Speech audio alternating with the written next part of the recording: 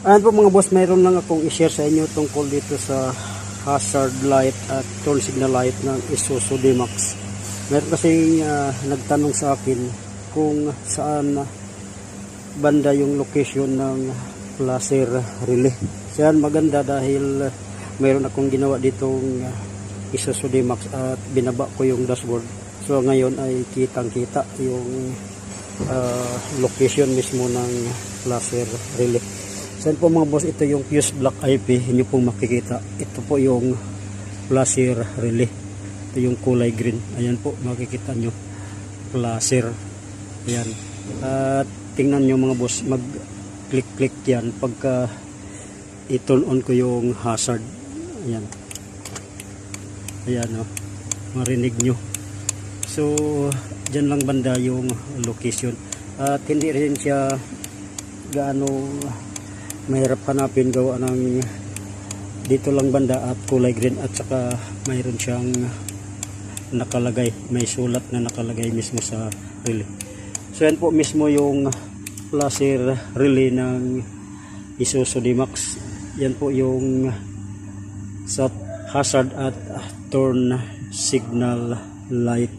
So sana po itong video na to ay makatulong sa nagtanong, at hindi ko na lang banggitin yung pangalan, at dahil sabi naman niya gusto niya lang malaman yung location.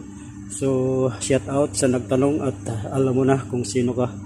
At yan lang po, sana po ay makatulong to sa inyo. At ito nga pala yung combination switch, yung turn signal light switch sa kanan at sa kaliwa.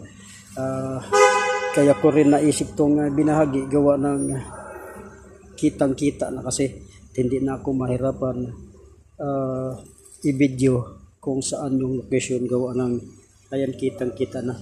So sana po ay kahit sa pamamagitan ng mga short video natin ay makatulong sa mga nangangailangan ng mga kaunting kaalaman tungkol sa ating mga binabahaging mga video. So yan po mga boss, God bless at mabuhay po kayong lahat.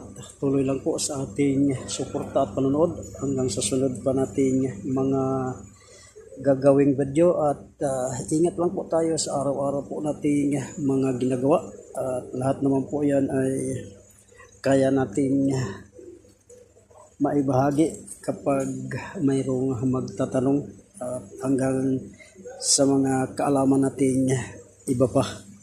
So ayan, God bless at mabuhay po kayong lahat.